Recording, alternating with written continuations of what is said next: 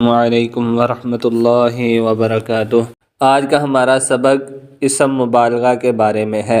اسم مبالغہ وہ اسم مشتق ہے جو اس ذات پر دلالت کرے جس میں مصدری معنی کی زیادتی پائی جائے، جیسے علام بہت علم والا۔ اس میں مصدری معنی مارنے، ادھر لکھا ہوا ہے مارنے نہیں، علم کی زیادتی ظاہر ہو رہی ہے، یہ درستگی کر لیں۔ مصدری معنی جاننا۔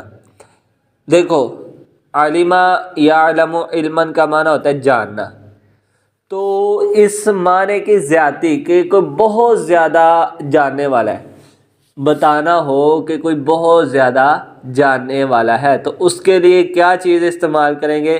اس کے لیے جو لفظ، اس کے لیے جو کلمہ، جو صیغہ استعمال ہوتا ہے اس کو کہتے ہیں اسم مبالغہ۔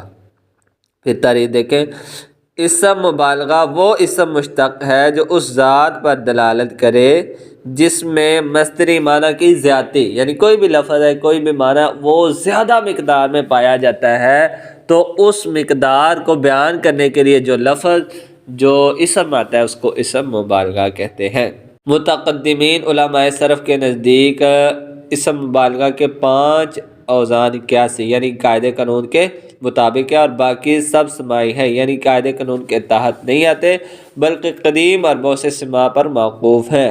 قیاسی اوزان مندرجہ ذیل ہیں: فاعل، فعیل، فعول، فعال، مفعال۔ فاعل کی مثال حاضر بچنے والا، فعیل کی مثال رحیم رحم کرنے والا، بہت رحم کرنے والا، فعول کی مثال صبور بہت صبر کرنے والا، فعال کی مثال حماد بہت تعریف کرنے والا، مفعال کی مثال محذار بہت بچنے والا، بہت احتیاط کرنے والا۔ اب ذرا دوبارہ ان پر توجہ کریں۔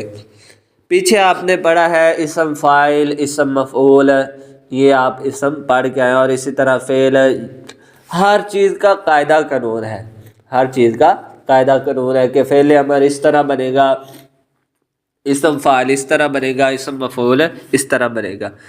تو یہ جو ہے اسم مبالغہ، اس کا قاعدہ قانون کیا ہے؟ کہتے ہیں قاعدے قانون کے مطابق اس کے 5 وزن ہیں، یہ انہوں نے مثال میں دی ہوئے۔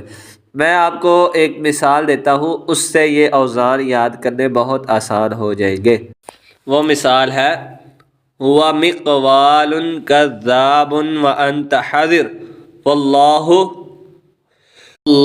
غفور رحیم۔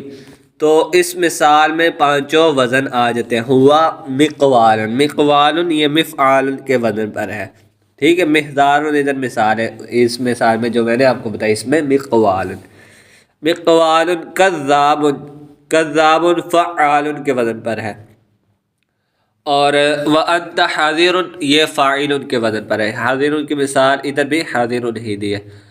واللہ غفور رحیم، غفور بر وزن فعول اور رحیم بر وزن فاعل، تو یہ 5 مثال۔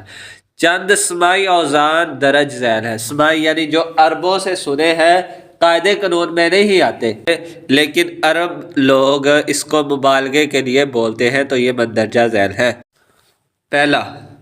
پہلا وزن فعول، قدوس بہت پاک، فعول قیوم بہت نگرانی حفاظت کرنے والا، فعیل صدیق بہت سچا، فعلۃ ہمزۃ بہت زیادہ عیب لگانے والا، بہت زیادہ عیب لگانے والا، فعال عجاب بہت عجیب، فاعول فاروق بہت فرق کرنے والا۔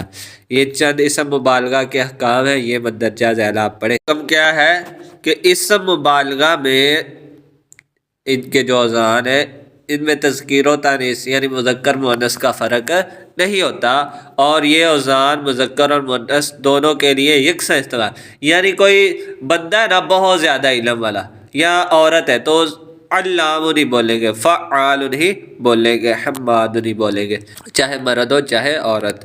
اسم مبالغہ کی گردان کیا ہے؟ فاعول، فاعولان، فاعولون، ٹھیک ہے۔ یہ مطلب کوئی اتنا خاص کوئی قاعدہ قانون نہیں ہے، آپ کو پہلے بتایا کہ وہ قاعدے قانون کے مطابق اوپر ہی اوزان ہے، لیکن اگر گردان بنا لی جائے تو کوئی مذائقہ نہیں۔